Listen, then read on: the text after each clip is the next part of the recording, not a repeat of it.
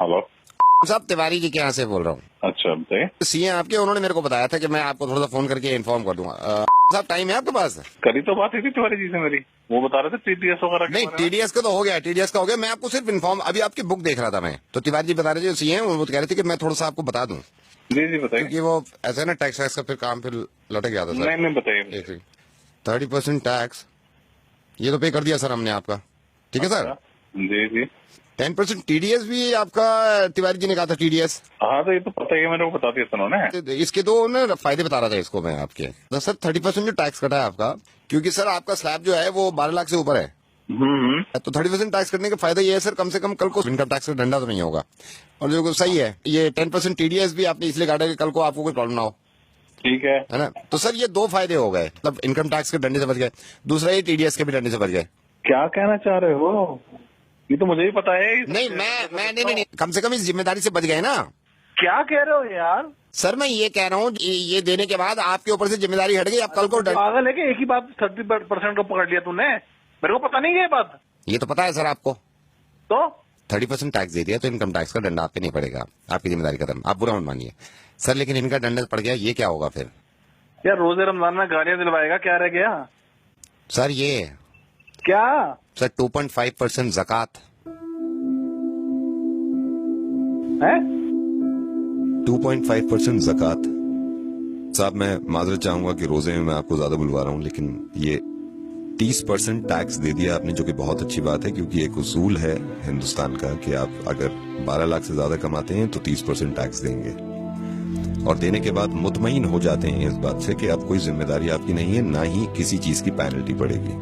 TDS दे देते हैं आप 10%, साहब 2.5%, वो भी आपकी इनकम पे नहीं, आपकी सेविंग पे, सिर्फ 2.5% ज़कात, जो कि आप नहीं देते हैं।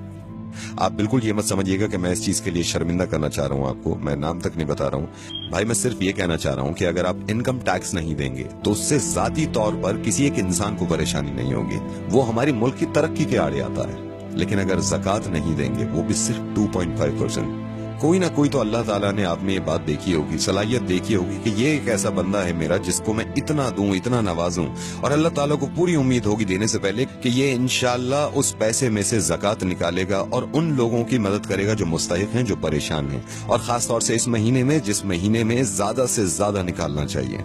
मैं माफी चाहूंगा सबसे पहले कि मैं इस तरह आपको फोन कर रहा हूँ।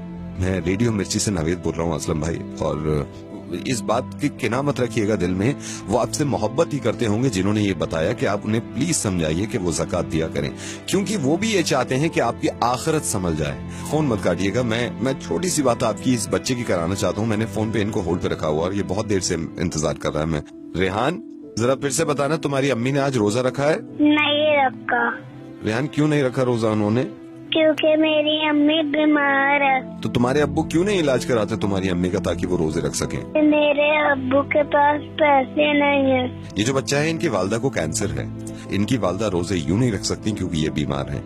बीमार इसलिए हैं क्योंकि ये इलाज नहीं करा सकती, इलाज ये इसलिए नहीं करा रही क्योंकि इनके पास पैसे नहीं है, पैसे इसलिए नहीं है इनके पास भाई क्योंकि हम ज़कात नहीं देते हैं। बहुत मुमकिन था ये कि हम हॉस्पिटल के बाहर अपनी वालदा के साथ बीमार पड़े होते और हम इंतजार कर रहे होते कि कोई ज़कात दे, और इनके वालिद यहाँ बैठे होते जहां पे आप हैं, और ये अगर ज़कात ना देते और हम तक ना पहुंचती तो कैसा लगता? आपके माशाल्लाह 2 मासूम बहुत प्यारे बच्चे हैं, और मैं ये दुआ करूंगा कि इंशाल्लाह बहुत लंबी उम्र हो उनकी और बहुत तरक्की करें वो। टैक्स नहीं देते हम तो कितना घबरा जाते हैं कि नोटिस आ जाएगा इनकम टैक्स की तरफ से।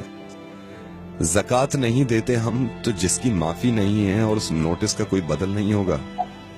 मैं ये नहीं कह रहा हूं कि आप किसको दें, आप जिसको सही समझे, जिसको लगे कि मुस्तहिक है, उसको ज़कात दीजिए। इंशाअल्लाह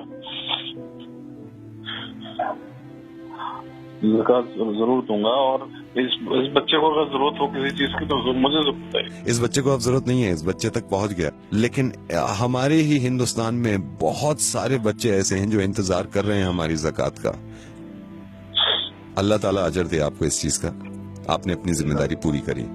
एक जिम्मेदारी आपकी बन जाती है, یہ جو آپ نے سنا ہے اس چیز کو دوسروں تک پہنچائیے گا، اور یقین مانیے اس بات کا کہ اتنے اچھے قوم میں لوگ ہیں، ان کے دل اتنے اچھے ہیں، کہیں نہ کہیں وہ یا تو بھول جاتے ہیں یا تھوڑا سا مس گائیڈ ہو جاتے ہیں. انشاءاللہ ضرور لوگ ایک دوسرے کی مدد کریں گے اور زکوٰۃ نکالیں گے.